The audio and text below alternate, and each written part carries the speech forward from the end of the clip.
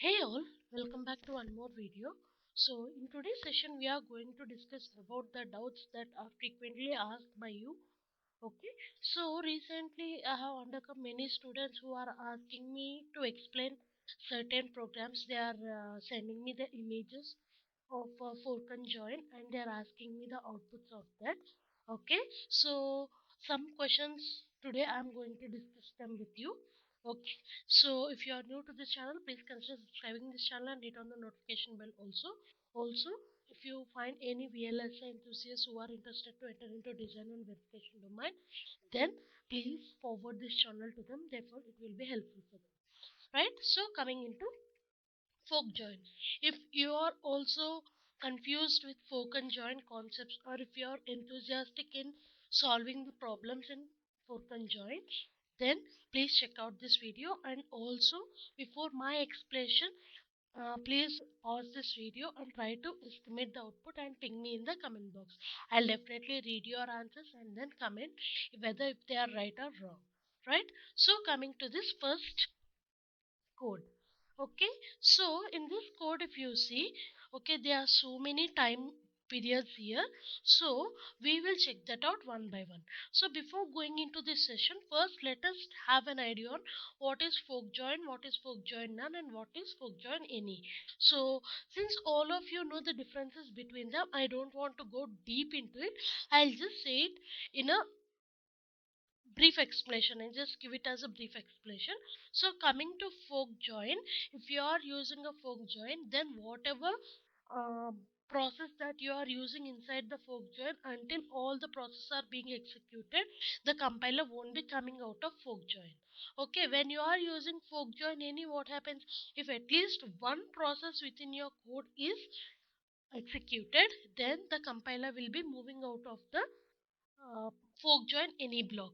When it comes to fork join none, even though you are giving fork join none, even though the compiler doesn't consider whether any process within the fork join is completed or not.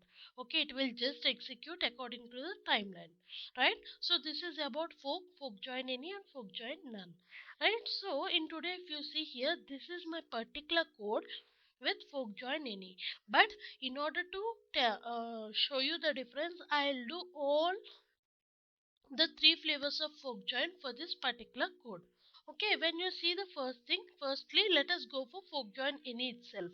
So as you know, in fork join any, at least one process should be completed in order for the compiler to get out of this particular fork join block.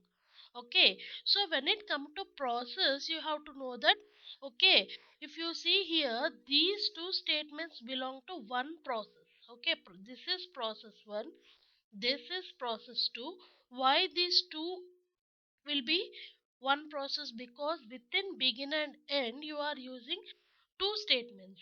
Okay, so this is whenever you are giving within begin and end, that is considered as one single process. So in this way you are using three begin and end blocks. That means you are using three processes or three threads. You can call it as process or threads, any of the thing. Okay, so outside these three threads you are using some two display statements. Okay, and then after you are using some one display statement. Right, this is all. So before entering into fork join, since you have given one display statement, so first this display statement will be executed at 0 time unit. Okay, since you didn't give any time delay here, so at 0 time this particular fork join any statement is executed before fork join any. Okay, and then when it comes to the proc, if you see here, this is fork join any. So since it is fork join any, at least one among these three processes should be completed for the compiler to get out of this fork join any block. Right, so now first it will be checking which is the less. So here if you see, this particular two were at 10 time units, so that is why at 10 time units, okay, first thread C is executed, and again at 10 time units only thread G is executed. Right, yes, and then again it will be checking inside the fork join, because at least one process should be completed for the compiler to get out, but here only one among this process is being executed.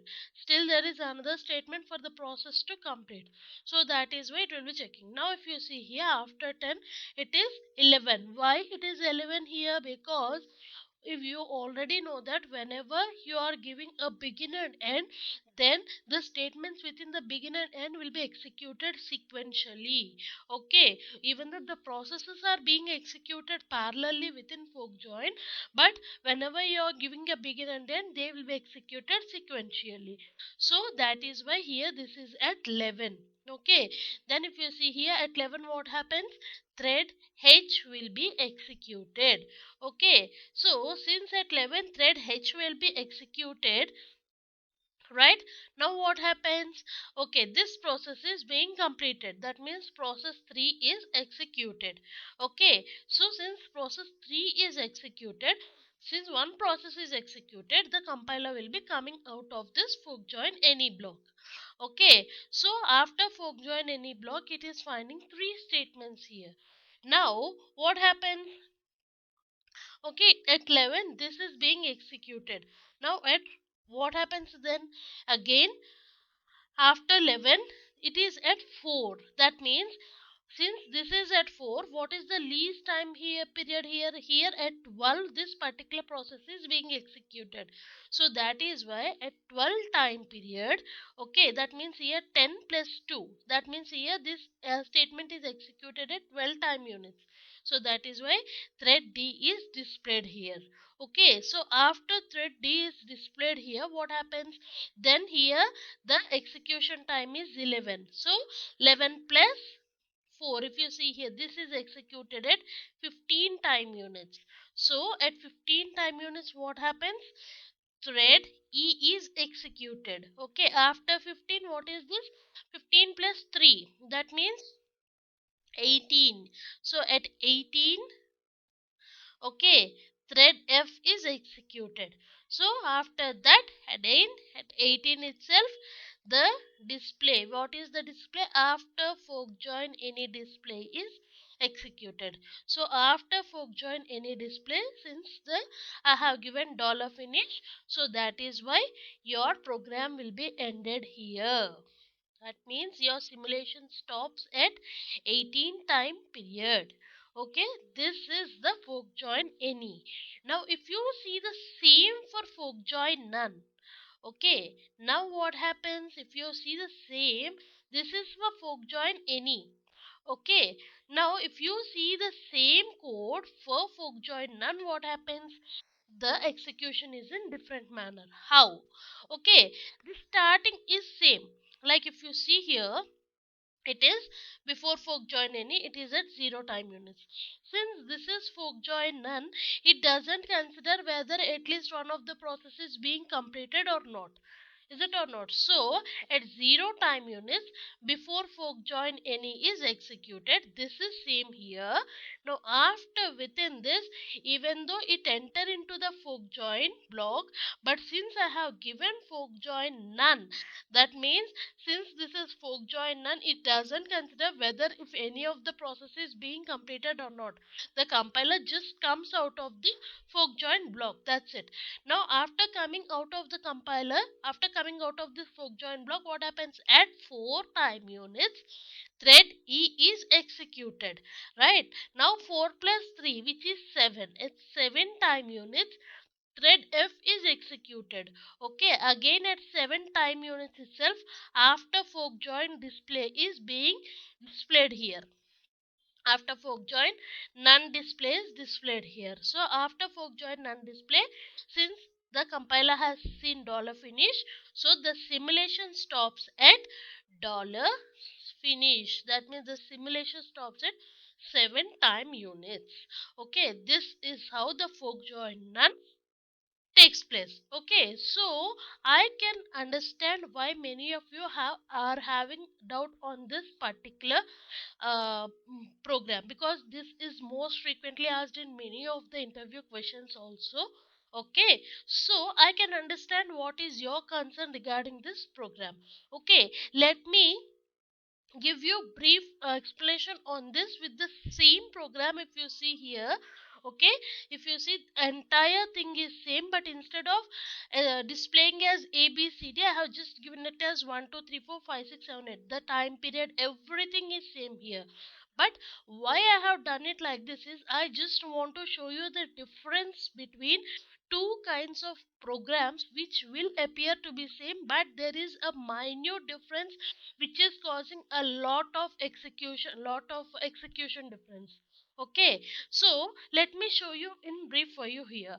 If you see here, if you check these two programs, everything is same among these two programs, is it or not? Okay, but what you do is, before my explanation, just pause this video and try to execute, try to estimate these two program outputs and ping me in the comment box.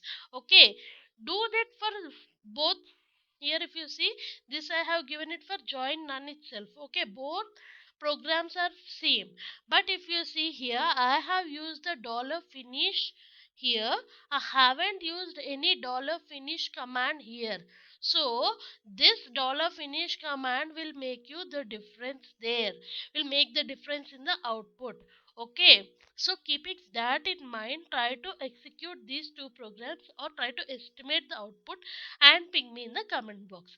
But before that, I am going to explain this to you in the EDA playground so that it will be easily understood for you. So okay, if you see the program here, this is my program. Okay, if you can pause the video and check out whether the first program and second program is same or not, because the entire thing is same here. But what I have done is, instead of ABCD threads, I have given 1 2 3 4 5 6 threads. Okay, so if you see the thing here, okay, this is fork join none. So when I am running it, okay, you already have I think you have already note down the uh, fork join none output, okay, in the before thing. Now if you see here, this is what I have told. See, 4 7 7, because it doesn't consider whether it is whether any of the process is being completed or not. The compiler will just exit as soon as it sees this fork join none command. So it will be 4 4 plus 3 7, and at 7 fork join none is done. Like if you see here, fork join after fork join, and then the simulation is completed, because why I have given it as dollar finish. Now if for the same command, if I am not giving this dollar finish, that means I am not calling any dollar finish, and just I am using the fork join none block. Now if you see, you could make the difference here. Now if you see 4 7 7, but after 7, since I didn't call any dollar finish, so the simulation is not being stopped, and the remaining statements that I have given inside this fork join block are also being executed. Okay, if you see here, at 10 thread 3 is executed, again at 10 thread 5 is executed.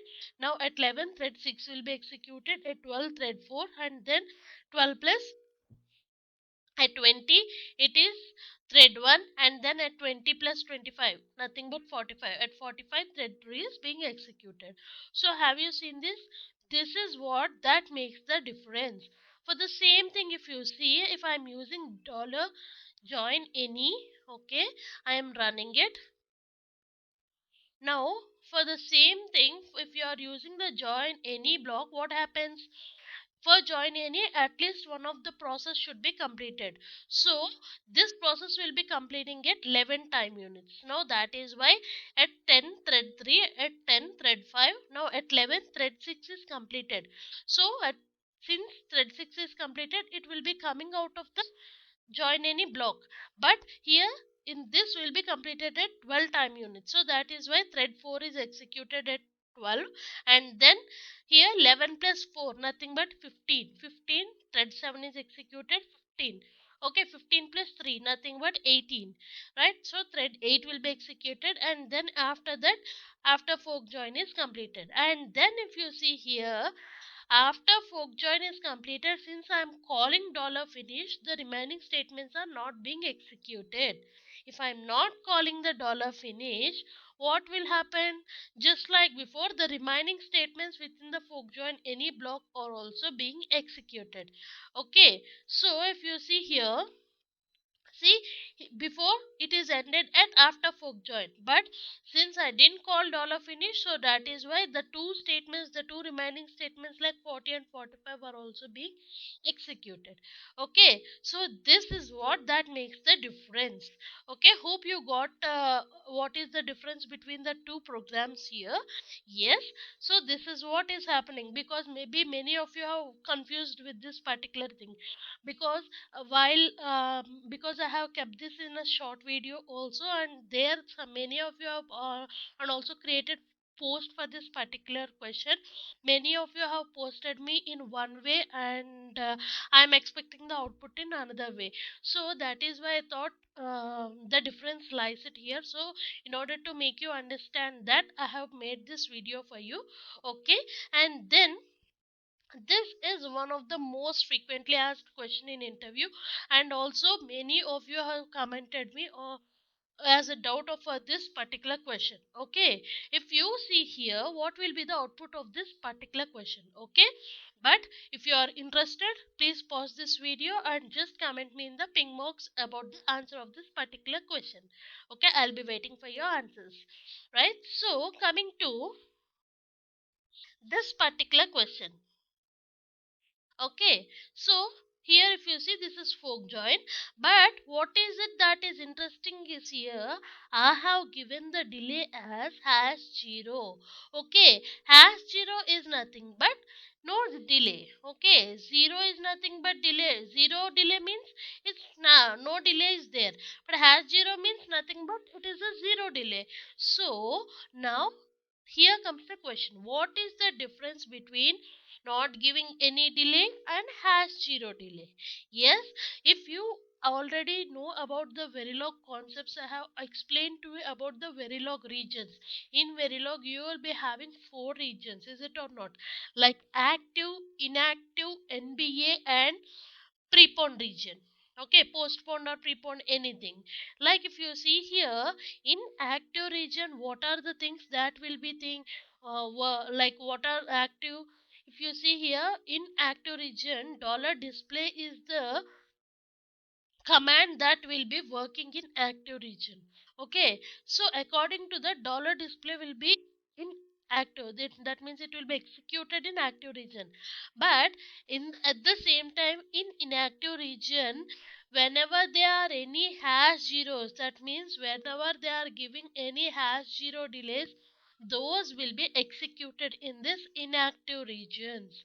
So when you are giving a display without any zero, without any delay here, then that will be executed in active region. But when you are giving a display with hash 0 it's before it, then that will be executed in inactive region. So according to that, what happens, if you are giving it as hash 0, then these two statements will be executed in inactive region but not in active region. Okay, so what will be the output? The output will be A and B as it is. Now, in order to point out the difference for this, let me give you one question for you. Okay, what I will do is, okay, I will just copy this and paste it here and then run it. If you see here, I didn't make any changes for you. Okay, I have just, what I have done is I have just copied the program and executed it. Okay, the output is there is no change, because since both are in inactive region, so any one of them, so begin and end, since they are in a sequential order, so A and B will be executed, and that is fine. But for the same thing, if I am removing it with hash 0, now what do you think? The first, which of the thing will be first displayed? Okay, comment me before saying it, right? The first thing is B. Why? Because this display, since I didn't give any hash 0, so this will be executed in active region. So that is why B is displayed first and then A is displayed. Okay, but for the same thing, if I am removing this also, again what happens? So since both are in active region itself, so that is why the display will be again A and B. Okay, see? Got it? So that is the difference between hash 0 and not giving any 0. Okay, right? This is about the second question for you. Right, the next question, if you see here, what will be the output of this particular thing? This is fork join any. Okay, so in fork join any, if at least one of the display is executed, then the output will be coming out. Okay, but if you see here, okay, this is my first display without any hash 0, and the second display with hash 0 and then 1. Now if you see here, this particular display will be executed in active region. Okay, so as soon as the display will be done, then the output will be coming out of this join any, and it will be D display will be executed. Okay, so this is how this takes place. There are many more questions. There are still many questions that I have received as doubts. Okay, I'll make another session for that, within which there is nested fork. Okay, which is also the frequently asked question, and also many of you have asked me to explain about this nested fork as an example. Okay, I'll do that in the next session. Okay, if you like this video, please do like it and share it and comment if you are having any doubts on this particular explanation. That is all for today. Thank you all.